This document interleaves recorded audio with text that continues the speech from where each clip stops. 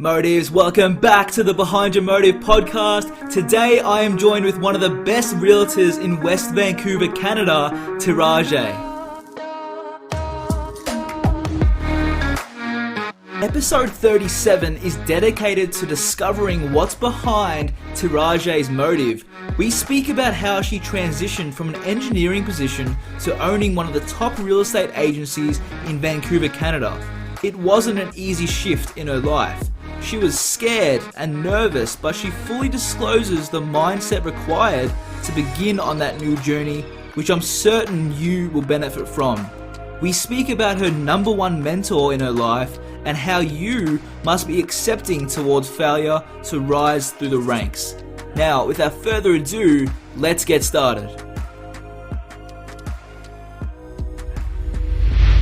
The first question I wanted to ask you, and I like asking my guests this, and this is the whole reason, like we just discussed, about why I actually started this, to help people discover their motives, discover their purpose and why they do what they do. Because that, I believe that really helps drive you to the direction that you want to drive, because it gives you that motivator inside to keep pushing forward, that why. So I wanted to ask you, what's behind your motive? Why do you do the things that you do? Honestly, I believe that you should do something that, like you said, gives you drive, that you're passionate about. I used to wake up in the mornings when I had a standard 9-to-5 job, dreading wanting to go to work because it just wasn't something that I loved to do.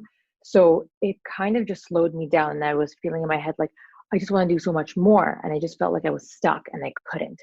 Right now, with everything that I do, I work with people and I get to help them change their lives in my own way throughout my career. Let's say if you're a doctor, you change someone's life in one way. If you're a teacher at school, you change someone's life in a different way. As a realtor, I get to help people with the biggest investments of their lives. Definitely. I get to help them to buy their home. If they're, let's say, an engineer, doctor, teacher, lawyer, if they're doing great motivational podcasts like you are, I get to help them with the biggest investments of their lives. And I'm working with a lot of money. So clients have to have a lot of trust in me. And I really, really appreciate being able to work with them. And I learn from so many new people. And I get to teach them all about their investments and work with them to achieve their goals. Now, whether that be, for example, buying their first home, their first investment property, buying something for their daughter or their son, or anything in between. It's really exciting. And I think you can hear, I love what I do so much. Yeah, I can so tell. That really motivates me to want to wake up every day and just grind and get to it. I do have clients who I've worked with in Australia before, like yourself, in China, India, Iran, the United States, all over. So it's really interesting meeting a whole array of different people and working with them to achieve their goals here. Oh, that's beautiful. That's awesome. I like to hear that, because people sometimes don't have that why. And obviously 100%. You've nailed it on the head. And that's why you wake up every morning and you do the things that you do, especially when it becomes hard. Why did you begin in real estate? What made you pursue that type of career? Honestly, I didn't start off in real estate. I studied mechanical engineering at the University of British Columbia here. And after I graduated, I worked in that field. Completely different than real estate, nothing to do with it. And like I said, I was working for the corporate head office of this company called Goldcorp in downtown Vancouver. And I was one of the first female interns that they had even hired at their corporate downtown office. And it was really cool. I got to work with mining engineers, metallurgists, hydrologists, like everything you can possibly imagine. And it was really cool being able to work with all those people.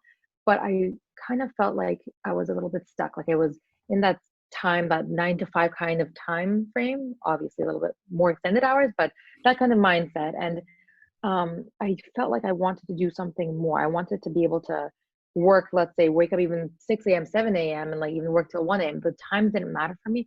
It was wanting to pursue something that I could grow that was my own.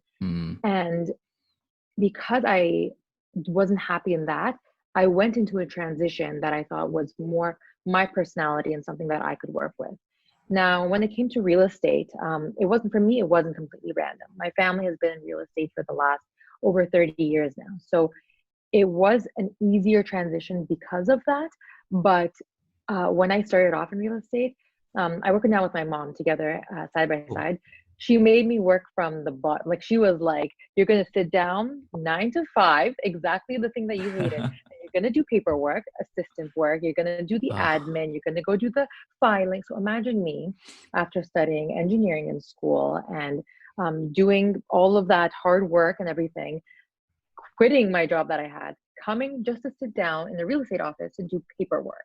It was like a nightmare again. But honestly, I appreciate it so much now yeah, because I started from the bottom to be able to get to where I am now. that's I did perfect. all that paperwork, the monkey grinding, as they say, and I learned. I learned it from the bottom, and uh, that's why I get to appreciate where I am now. And I knew that if once I get this, this is all my personality. I love talking to people. I love being able to help them achieve something bigger. So it paid off for me at least in the That's end. awesome. That's so awesome.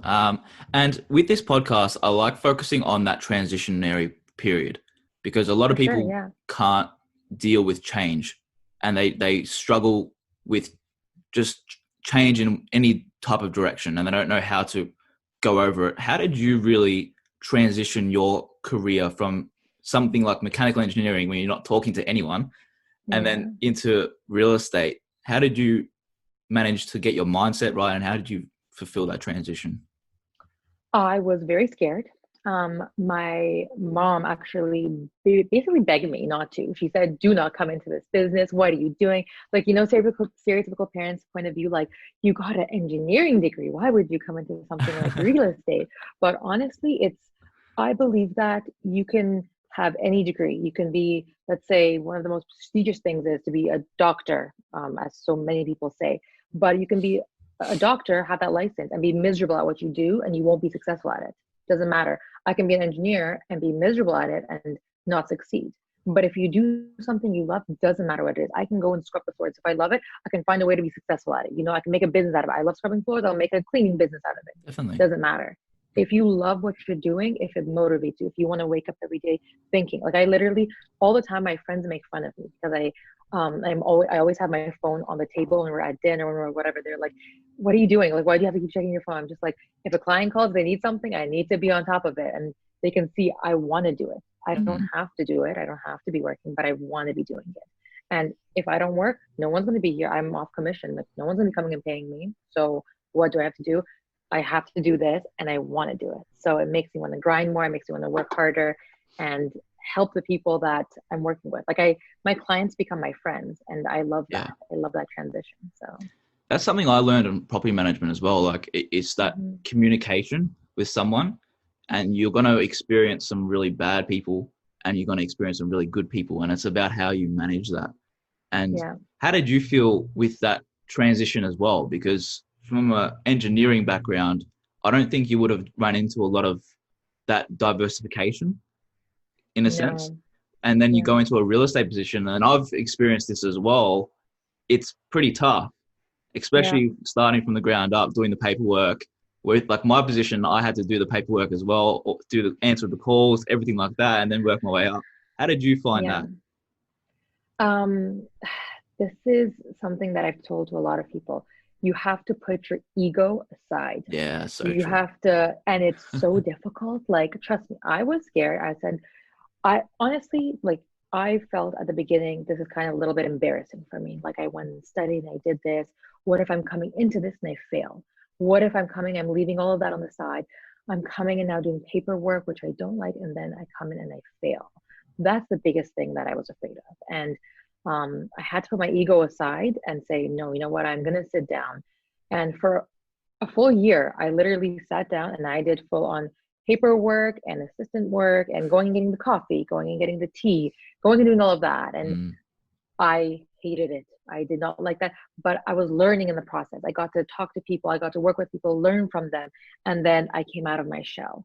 The biggest thing I would say is putting your ego aside and not being afraid to fail, because being afraid will keep you from getting to any dream that you have. And there are things that I want to achieve right now. For example, right now, I want to start a real estate marketing company as well. And I'm scared. I'm like, what if I try this and I fail at it again? Because I've tried different things before and I failed. I'm like, you know what? if I don't try, then I wouldn't fail anyways. But if I do try and I fail, I can try something else again until I succeed. That's awesome. And like, I wanted to ask, like, what do you think is the deeper root of that limiting belief? Like, everyone has limiting beliefs. No matter what anyone does, they always have that belief, and that just stops them from moving forward. What do you think yours was, especially with this new transition, if you want to start this marketing company? And what do you think that is for you, if we're just diving a bit deeper into you?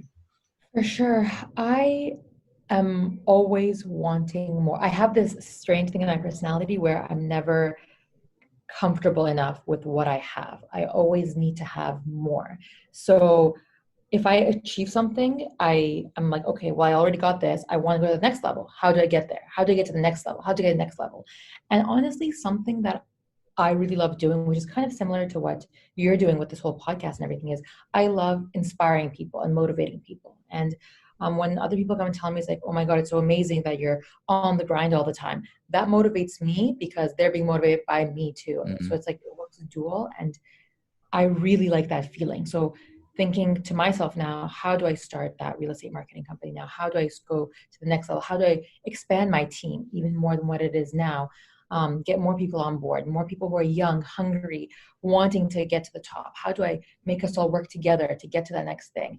And when I think that way and I actually accomplish it, it motivates other people. And when they're motivated, it motivates me. So it's like a cycle almost. I feed off of other people's energy and then they feed off mine. And I think that's a really beautiful thing. Yeah. And when you help people as well, you get better yourself, don't you? Exactly. 100%. I learn from people all the time. And honestly, even when you make a mistake, you learn from your own mistakes so that next time you're even better and better. I right now teach so many people who are years older than me. I help teach people how to write, from writing contracts to what clauses to put in to protect your clients, how you should market something to be unique and different. At least real estate is all about marketing, how you market yourself, your properties, your team, everything. And with me being a part of a, let's say, younger generation than most of the realtors, I like to work with other people and hear their perspectives and come up with new ideas and strategies. I think collaboration is very key, and not just in my business, but in any business. If you collaborate with people, you can all succeed together. A lot of people's mentalities is, I want to work against you. I want to compete against you. I think that is the biggest, worst thing you could do to yourself and to your growth potential. If you collaborate with people, work with them, you can grow so much faster and so much more. And this all comes back again to putting your ego aside. If you can put your ego aside and say, I'm not going to compete against this person, I'm going to work together with, for example, in real estate, I'm not going to compete against that other realtor to get the best price for my client. I'm going to work with them. I'm going to collaborate with them to come up with the best price that's going to make both of our clients happy. It's like an art. Yeah. And I think that's what's most important. And it's a different way of thinking as well. It's just that I just could tell in that matter of a minute that you just spoke, the wording difference that you just said. Like, instead of compete, you're always on the offensive. You're always trying to attack them. You're trying to, but when you collaborate, you're doing it together. And it's just like that wording is so different. Kind of like how I always mention, like, I'm not good at this. People say that I'm not good at this. But if you just add one simple word on there, I'm not good at this yet, it will get your brain thinking, how do I get there? And you will start asking the right questions. You know what? I'm going to even add one more thing to that. Instead of saying, I'm not good at this yet, you can say, I'm going to be good at this soon. Don't even have a negative word, and don't say I'm not. Don't have a negative word. Say, I'm going to be good at this soon. I'm going to be incredible at this soon. I'm going to be the best at this soon. Think That's even positive better. words. Yeah. Yeah, just removing the negative. I didn't even think of that. Thank you. Yeah. I always say to people, don't say I'm not sick. Say I'm healthy, because then your mind also just saying that positive word, it just like reinforces yourself to be like, okay, I got this. I'm healthy. I have energy. I'm not tired. I have energy. Let's go. Let's do this. I didn't even think of that way of, thank you. That's awesome. Yeah. So with your Instagram, I remember you mentioning that you love to impact people. And we all love to impact people, but how are you specifically impacting through your Instagram and everything that you do through there? For sure. Yeah. I running a successful Instagram page, let me tell you, it's hard and it's a lot of work and it's extremely time consuming. A lot of people ask me, they say, oh my God, how did you do it? How did you grow it so much? It's a lot of work. It's a grind. And I was talking to you about this before we started the podcast too. It's a lot of hard work. But when you post everything that you're doing throughout the day, your work, your accomplishments and your failures, like put everything, you know what, it's all about being real and having people connect to you. Off of Instagram, it's so easy to put on just a show of like what you want people to see, but it's nice to have a little bit of mix of everything. So at least on my Instagram page, I try and put in my real estate work, but also a little bit of my lifestyle in there too. So putting in, if I'm spending time with my family, my dog, if we're going to go biking, let's say, whatever it is, a little bit of a mix so people can see that you still have a real life too, but you're working at the same time. And when you see someone, for example, I see a lot of people who are working hard, but then they have work-life balance. I'm like, damn, that's what I want. That's exactly what I want to accomplish. Accomplish my goals, accomplish my dreams, but at the same time, have enough time for my friends and family too. And that's kind of what I try and portray off of my Instagram page. And I feel like more people want to work with me that way because they see that I'm a real person and I have a real life too, but I make time for my clients. I prioritize them still, but I still balance out everything as well. That's nice. And I feel like a lot of people just always gloat on about their success. Yeah. And I had this revelation recently that doesn't relate with people. People don't relate with $1 million businesses, and they don't relate with the high-end supercars. Like, yeah, it's nice to look at, but they really relate with your story. They really relate with why you do what you do and like your mistakes, your struggles. And and what would you say yours is? How do you kind of like portray that through your Instagram, your story? So I honestly, the biggest struggles, I don't always post, but there are always days where the days come up where I'm tired. There are days that come up where I don't have as much energy, or there are days that come up that I'm sick, for example. And on those days, if I'm posting about something, like it'll be like, I'm at home, or if I'm at home with my family, I'm tired. I'm like, oh, home day with the family, something like that, you know? It's not about always being perfect. And this was very, very difficult for me to come to the realization of, honestly, because I always wanted to be perfect and the best and whatever. But I realized that it's not all about that. It's everyone has days where they're sometimes tired, when they're sometimes not on top of their game. And to show that you're chilling at home, so to show that you're with your friends, you want to reboot yourself, that's okay. And I think it's even better to be able to show something like that, another side of you. 100%. And like Not I said, people relate with that. Perfect. I started recently in my stories talking to the camera, which was the most difficult thing, by the way, for me ever, because I'm very self-conscious. And don't hear me right now being all chatty and everything. I do get self-conscious in front of the camera. And it was the most difficult thing for me ever to just hold up in selfie mode and talk to the camera, because I'm like, I want to look perfect. I want to say the perfect thing. But I said, you know what? Screw it. Like, I would just want to talk and be real and say whatever I want about a property, about my family, about whatever it is. And honestly, I found that the most people responded to that more than anything, more than a photo, more than anything that seemed perfect. And that was great. Oh, and I'm getting a call here. Go ahead. Sorry. That's okay. And people don't relate with perfect either. They relate with imperfect. Real, exactly right. And when you're perfect, a lot of the time people try to reach perfection and they don't actually take the action required. And that's like what they call is paralysis analysis. They always analyze and never actually take action. But going on to like mindset, what would you say the mindset is required to begin on this journey? Like, especially with your transition, because you've had many transitions in your career. What do you think is the mindset required to actually sustain that type of lifestyle and accomplish it successfully? You have to be very accepting towards failing.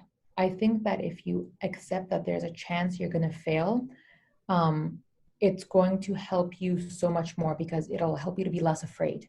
The biggest thing that I see stopping people from achieving their goals and dreams is the fear of failing. And Same thing for me. Like when I started, I put aside a whole degree that I studied for. That was me putting my fear aside, my ego aside, and saying, you know what, there's a chance I'm going to fail at this, but I'm going to put my full energy into, my full force into it. And if I fail, that's okay. I'm going to restart with something else. And because I accepted my fear, that helped me to put all my energy into trying to succeed with the knowledge that there's a chance that I'm not going to get to where I want to with this kind of thing.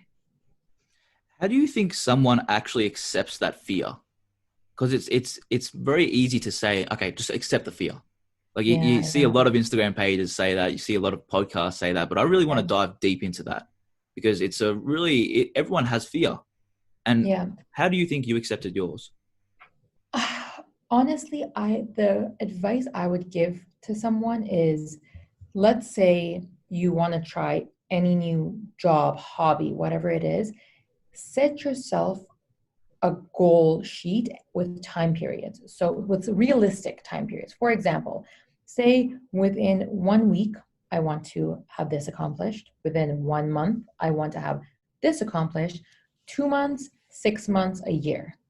And if you want it to be a short period of time, say I don't want to spend a year trying this out. I only want to spend 6 months. Whatever it is, you decide, but set realistic expectations for yourself and go at it and say, okay, after this 1 week, did I accomplish that? If yes, great, keep going. If not, what did I do wrong? What should I change? Come back, review, and put notifications for yourself in your phone to remind yourself to go back and review that.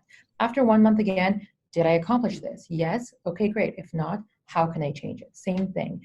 And at least that way you can see after a week, after a month, whatever it is, if you're getting off track, if you're not motivated, if you're not happy, you can try and change gears after whatever time period you set for yourself.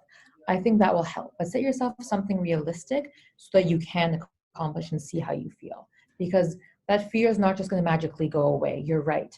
Most people are afraid and they don't want to start. With those shorter realistic expectations, that can kind of help you. And it's important to give it time as well, isn't it? Like people say, yeah, I'm going to try this. I want to do everything for it. I'm going to stay consistent with it. And then 3 weeks down the line, they're like, oh shit, I don't see the results. Stuff it. Yeah. You need hard work. Like I said, I studied, got a degree, worked in that field, put it aside, sat down for not 1 month, not 3 months, not 6 months, a whole year doing paperwork, doing filing, doing photocopying and printing, like contract writing, everything for a full year before I got to start and work with clients myself to get them their dream properties, to get them their first investment properties, whatever it was. I think you can't expect to achieve everything overnight. Even after that first year, it was still not as fast as it is, for example, right now. It takes time to be able to get to that things. Great things don't happen overnight. Mm-hmm. So you have to be patient. Yeah, definitely. And I always go back to I think it was Elon Musk that said the quote. It was like, set a 10-year goal for yourself and try to accomplish it in 6 months. And with that, you probably won't achieve it, but you will take so much more action over someone that's set the 10-year goal and expected to finish it in 10 years. Exactly. They think they have that amount of time. Exactly. So they're like, okay, I still got time. Exactly. What would you say to that?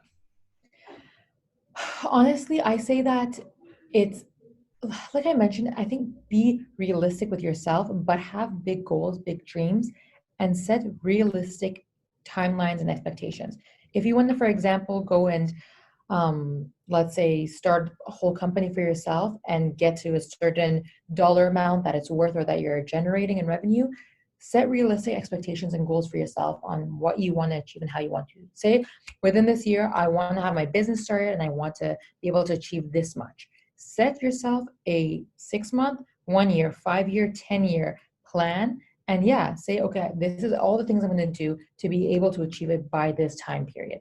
And this is how it's going to happen. If you fail, that's okay. You can come back, review it and say, this is what I did wrong. This is what I did great. I'm going to go and get help with this and accept help. Getting help is great. Like I said, collaborate with people. Don't be afraid that to get rejected. Yeah, Getting and rejected helps you get back up again.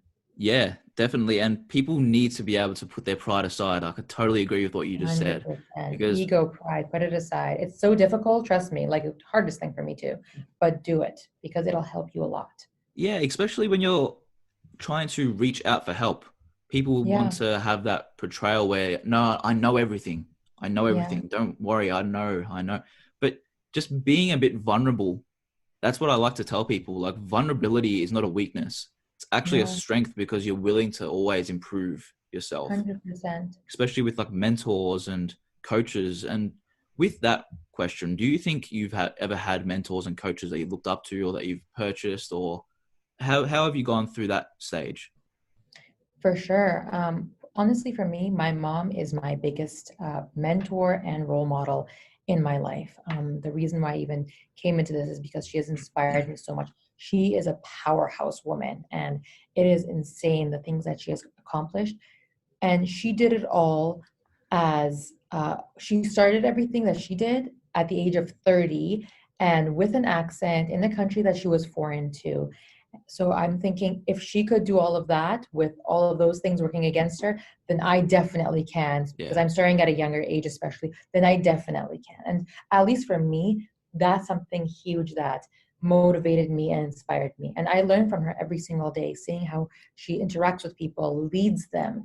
A true leader helps people. They hold their hand and they help bring them up together. You don't just dictate and tell them what to do. You help lead them and guide them to accomplishing everything. And she has not only helped me do that, but because I've seen her also do that for so many people around her, other realtors, other property managers, other just friends, family, clients, it just inspires me and makes me want to do the exact same thing and grow for the things that I'm passionate about. that's so great. I love to hear that. Yeah. Final question, and I know you've got to go, but Yeah. final question, where can people find you? Do you have an Instagram? I know you have the Instagram. Where can people find you in the best way to reach out to you? For sure, Instagram is one of the best ways to reach out to me, and all my contact info is off of there as well. At Tirajeh, Tirajehm. I do have my team page at Mazaheri Team, my brokerage page at coldwellbanker.prestige as well. But feel free to reach out to me anytime. I love helping people out, collaborating with people, and everything. So Perfect. Thank you so much. And all those links will be in the description, guys. perfect. Again, thank you so much for your time, and I hope you have a great day. Thank you so much. You too, definitely. You're welcome. Bye-bye. Thank you.